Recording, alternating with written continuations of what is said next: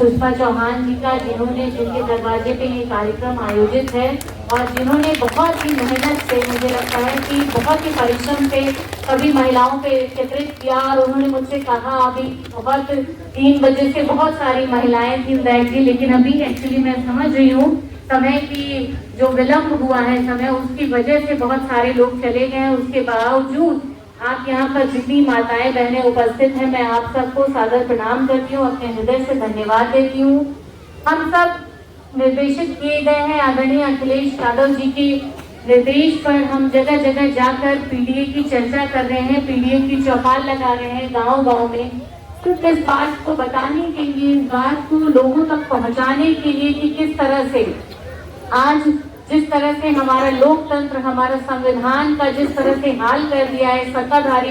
जो लोग हैं उन्होंने जिस तरह से अपमान कर रहे हैं, वो बाबा साहब का जिस तरह से उच्च सदन में संसद में अपमान किया और ऊपर से माफी भी नहीं मांगी, जिस तरह से हम सब के पीडीए के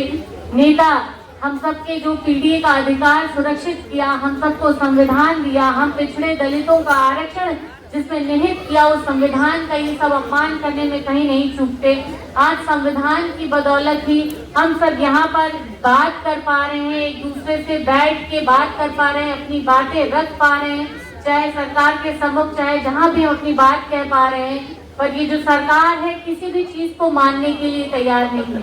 अभी कुछ दिन पहले ही हमारी विधानसभा 5 तारीख को ही खत्म हुई, 18 तारीख से चल रही थी। हमने कई मुद्दों पर अपनी बात रखी और किस तरह से जो सरकार है वो हर चीज को नकारते हुए हर चीज में बस अपनी प्रशंसा ढूंढती है, चाहे वो कुंभ का माहौल हो, चाहे जिस तरह की व्यवस्था हो, वो कभी नकारात्मक कोई चीजें वो स्वीकार नहीं करती कि हाँ हमारी गलती हुई है। हर चीज में बस वो एक बहुत अच्छा प्रोजेक्ट करके अपनी सरकार को अच्छा दिखाना चाहते हैं, चाहे जनता उसमें मर रही हो, पिस रही हो, उनको कोई मतलब नहीं है। चाहे वो जिस तरह की सेवाएं हो, अभी देखिए अगर स्वास्थ्य का मामला हो तो जिस तरह से ये सरकार स्वास्थ्य में इतना बड़ा बजट तो दे देती है, लेकिन हम जब विधानसभाओं में, ये बजट सत्र ही था मेरा, जब हम विधानसभाओं में रहते हैं तो इतना बड़ा अमाउंट 2 लाख करोड़ का बजट आता है, लेकिन वो जब हमारी विधानसभाओं तक पहुंचता है तो वो कहीं खत्म हो जाता है, क्योंकि जब हमारे स्वास्थ्य केंद्रों तक पहुंचता है तो वो नहीं मिलता है। हमारे छोटे छोटे जो प्राथमिक स्वास्थ्य केंद्र है वहां तक कोई सुविधा नहीं मिल पाती है। मैंने अभी एक नियम 51 में ये लगाया भी था कि मुझे ऊंचाहुआ में एक स्वास्थ्य केंद्र की डिमांड मैंने की थी, पर वो भी सरकार ने देने से मना कर दिया। उन्होंने कहा कि एरा में और एक बीवीपुर में स्वास्थ्य केंद्र है, उन्होंने बोला था, उन्होंने उनके उत्तर में लिख के आया था, जबकि ना बीवीपुर में कोई डॉक्टर बैठता है, ना ही एरा में कोई एमबीबीएस डॉक्टर है, किसी की पोस्टिंग उन्होंने नहीं की है। और ये हमारे बस स्वास्थ्य, जो हमारे लिए स्वास्थ्य इतना इम्पोर्टेंट है, हर व्यक्ति के लिए उसके साथ मजाक बस करने का काम कर रहे हैं, वो जीवन के साथ खिलवाड़ करने का काम कर रहे हैं। जब इनसे हम सवाल पूछते हैं कि किस तरह से आप हमारी स्वास्थ्य सुविधाओं को बेहतर बनाएंगे, तो मैंने एक बात रखी थी, हालांकि ये बात यहाँ के उसमें नहीं है, लेकिन मैं फिर भी बताना चाहूंगी कि ये 1 डिस्ट्रिक्ट 1 मेडिकल कॉलेज के नाम पे जिस तरह से हर जिलों में विद्यालय खोल रहे हैं सर, मैं आपसे कहना चाहूंगी सर कि ये जिस तरह से खोल रहे हैं 1 डिस्ट्रिक्ट 1 मेडिकल कॉलेज के नाम पे, ये बोल रहे हैं कि हर जिलों में हमने कॉलेज खोल दिए, लेकिन ये क्या कर रहे हैं उस कॉलेज के नाम पे, सिर्फ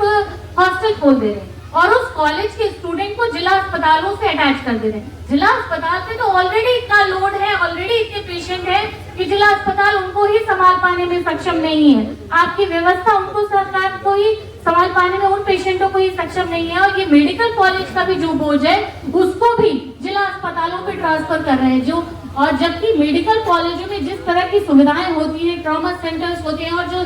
स्पेशलिस्ट होते हैं डॉक्टर, वो जिला अस्पतालों में नहीं होते हैं। लेकिन ये बस सिर्फ नंबर्स में बिलीव करते हैं, ये क्वांटिटी में बिलीव करते हैं, क्वालिटी में नहीं। इसलिए हर जगह बस जिला 1 डिस्ट्रिक्ट 1 मेडिकल कॉलेज के नाम पे हर जगह इन्होंने हॉस्पिटल खोल के रखे। बहुत सारे ऐसे जिले हैं। इसी तरह से यदि हम बात करें सुरक्षा की, तो आज भी एनसीआरबी के जो आंकड़े प्रस्तुत किए जाते हैं 2022 के, वही अभी तक एनसीआरबी के आंकड़े आए हैं और उनमें अगर देखा जाए तो महिला अपराधों में उत्तर प्रदेश नंबर 1 पर है। एनसीडब्ल्यू के अभी आए हैं लेटेस्ट आंकड़े, उसमें भी महिला अपराध में उत्तर प्रदेश नंबर 1 पर है। महिला अपराध में ये कहीं से भी महिलाएं इनके प्रदेश में सुरक्षित नहीं है। इस समय उत्तर प्रदेश में जब से इनकी सरकार आई है, आए दिन महिलाओं के साथ बलात्कार, हत्या, उनके साथ उत्पीड़न हो रहा है। चाहे घरेलू मुकदमे हो, चाहे घरेलू हिंसा हो, हर तरह के मामले, महिलाओं के साथ उत्पीड़न हो, ये महिलाओं के साथ हो रहा है। लेकिन ये सरकार उनको संभाल पाने में, उनको सुरक्षित रख पाने में महिलाओं को अक्षम है। इसी तरह से यदि बात की जाए शिक्षा की, तो शिक्षा में भी जिस तरह से ये लचर व्यवस्था अपना रहे हैं, जिस तरह से ये शिक्षा में हमारे बच्चे, क्योंकि प्राथमिक जो विद्यालय हैं उनमें सिर्फ पिछड़े और दलितों के बच्चे ही पढ़ते हैं और ये नहीं चाहते कि उनको बेहतर स्वास्थ्य, बेहतर शिक्षा उपलब्ध कराई जा सके, इसीलिए ये लचर व्यवस्था अपनाते हैं। जिस तरह से हम देखते हैं कि प्राथमिक विद्यालयों में कितने दिन बाद, कितने महीनों बाद उन्हें पुस्तकें आवंटित होती हैं और जो ये 1200 रुपए देते हैं यूनिफॉर्म के नाम पे आपके खातों में, ये भी एक अपार आईडी लाए हुए हैं। उत्तर प्रदेश में इस समय सर अपार आईडी के माध्यम से जो ये योजना लाए हैं, उस अपार आईडी के बहुत सारे बच्चे अभी इनरोल नहीं कर पाए हैं और उनको अभी तक वो 1200 उनके खाते में अभी तक नहीं मिल पाया है। लगभग ऐसे 15,000 बच्चे हैं जिनके अभी तक अब नहीं मिल पाया है और ये सिर्फ और सिर्फ प्राइवेट स्कूलों को ज्यादा बढ़ावा देना चाहते हैं, प्राइवेट स्कूलों को ज्यादा प्राथमिकता देना चाहते हैं, इसलिए सरकारी विद्यालयों में उस तरह की सुविधा नहीं देते हैं। यदि बात की जाए विद्युत की, हमने विद्युत पे भी बहुत बात रखी कि किस तरह से ये समाज, ये प्रदेश विद्युत की किस तरह से संकट झेल रहा है। आए दिन देखिए ट्रांसफार्मर जल रहते हैं और ये सदनों में बताते हैं कि हम 22-22, 24-24 घंटे लाइट देते हैं। आप सब स्वयं बताएं कि कितनी देर लाइट आती है? आपके यहाँ 24 घंटे लाइट आती है? और ये हम सबको दावा करते हैं कि 22 घंटे, 24 घंटे देते हैं लाइट, जबकि ऐसा सच नहीं है। और ये विद्युत विभाग को जा रहे हैं अब बेचने, और उनके बेचने से क्या होगा, सारे कर्मचारी जितने पहले ही ये नौकरियां नहीं दे रहे, जितने विद्युत के कर्मचारी अभी हैं, जितने अभियंता हैं, जितने लाइनमैन हैं, जितने भी हैं, उनको निकाल दिया जाएगा। प्राइवेट कंपनी फिर अपने माध्यम से उनको रखेगी। जो नौकरी में है भी उनको भी ये निकालने का काम कर रहे हैं। बेरोजगारी पर जब मैंने अपनी बात रखी विधानसभा में, तो यही कहा, जिस तरह से पूरे देश में इस तरह से बेरोजगारों के ऊपर जो संकट आ गया है हमारे देश में, जबकि हमारा देश और हमारा प्रदेश उत्तर प्रदेश युवाओं का सबसे बड़ा प्रदेश है, लेकिन इस सरकार को कोई मतलब नहीं है और सिर्फ कोई योजना नहीं है उनको रोजगार दिलाने की। और जब बात करिए तो ये कहते हैं हमने रोजगार मेले लगाए और बड़े हर्ष के साथ मंत्री जी बताते हैं कि हमने इजराइल भेजा है मजदूरों को। मैंने इसी बात पे कहा कि आपने इजराइल तो भेजा है, पर किस कंडीशन में वो गए हैं इजराइल, वो भी इस तरह के देश में जहाँ से दोस्ती संबंध है जिस देश में, उससे भी हम सबके लोग आते हैं हथकड़ियों में बन के। तो इजराइल जैसे देश से वो किस तरह से आएंगे, उनकी जान की कितनी गारंटी देती है ये सरकार इस चीज को सुनिश्चित नहीं कर सकती। अगर आज पूरे प्रदेश में और देश में रोजगार होता तो हम, हमारे भाई, हमारे पुरुषों को बाहर जाके कमाने की आवश्यकता नहीं पड़ती। ये मजबूरी है कि लोग बाहर जा रहे हैं कमाने के लिए, क्योंकि प्रदेश में रोजगार के कोई माध्यम नहीं है। ना वो अच्छी शिक्षा दे पा रहे हैं, ना हम सबको रोजगार दे पा रहे हैं, ना कोई वैकेंसियां निकाल रहे हैं। जितनी भी ये वैकेंसियां इन्होंने निकाली है, सारी वैकेंसियां या तो रद्द हो गई हैं, या उसके पर्चे लीक हो गए, या जो हुई भी है वो रिजल्ट आ भी गया, वो भी न्यायालय में पेंडिंग है, उसकी नियुक्तियां नहीं हुई। एक भी अभी तक इनकी सरकार में 8 साल हो गया, एक भी नियुक्ति पत्र किसी को मिलके तनख्वाह नहीं मिल रही कि नौकरी हो गई हो किसी की पद की।